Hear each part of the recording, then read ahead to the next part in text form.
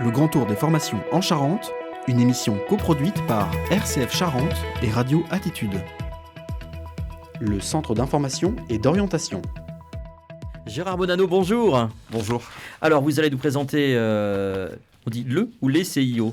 Alors, les centres d'information et d'orientation. Il y en a plusieurs, Il y en a trois. Et puis, vous intervenez également à double titre aujourd'hui, puisque cette émission est organisée dans les coulisses du FOF virtuel. Et je sais que les CIO sont un partenaire historique de l'organisation du FOF.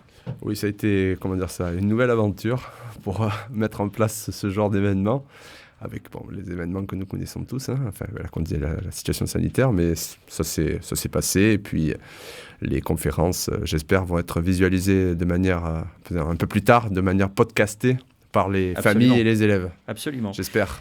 Alors, les centres d'information et d'orientation de la Charente, c'est un dispositif, une étape importante dans la vie de l'orientation d'un jeune. Comment pourrait-on définir la structure ?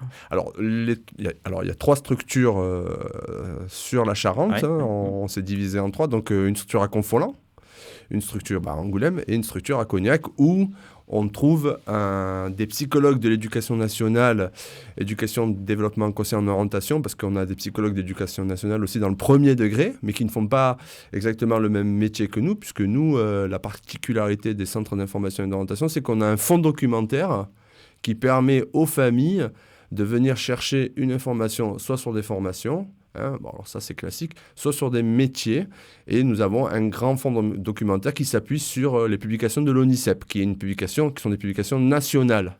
Et bien sûr, nous on travaille et sur le territoire charentais et alentour, et bien sûr on donne des informations sur tout ce qui se fait en France, puisque les formations, certaines, par exemple le pôle image ici, recrutent au niveau national, voire international. Et bien nous faisons de même, quand des jeunes veulent partir, nous proposons aussi des informations sur les formations qui sont à l'extérieur de notre département, voire de notre région académique, qui est maintenant la Nouvelle-Aquitaine.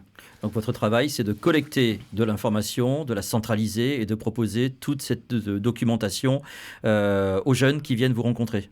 La traiter, la filtrer, la réduire au minimum pour que le jeune, justement, reparte avec quelque chose de compréhensible, de clair, et surtout qu'il puisse s'appuyer dessus pour continuer ses recherches avec sa famille, chez lui, sans avoir un professionnel.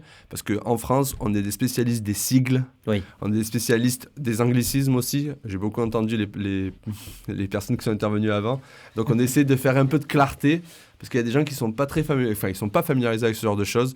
Donc on essaie de rendre le message le plus clair possible pour que le projet du jeune, parce qu'il y a le travail que fait le jeune aussi, nous on n'est pas là comme ça, on n'est pas la crème chantilly sur le gâteau, mais il faut que le jeune quand même ait des idées. Même s'il n'a pas d'idées, vous inquiétez pas, on a des tests d'intérêt qui peuvent nous aider à explorer les projets des jeunes. Comment ça se passe pour être concret ? Il vous contacte, le jeune vous contacte ou la famille vous contacte et vous prenez rendez-vous ? Alors, il y a deux manières. Soit dans les établissements scolaires, les psychologues d'éducation nationale ont des permanences dans tous les établissements scolaires de notre secteur. Et donc, ils peuvent aller voir un psychologue d'éducation nationale au sein de leur établissement. Et puis, si on veut rencontrer un psychologue d'éducation nationale au CIO, on prend rendez-vous, soit par téléphone, soit par Internet. Et là, on est reçu, bien sûr, de manière à informer les jeunes, avec les parents surtout, puisque les parents viennent le plus souvent au CIO. Très bien.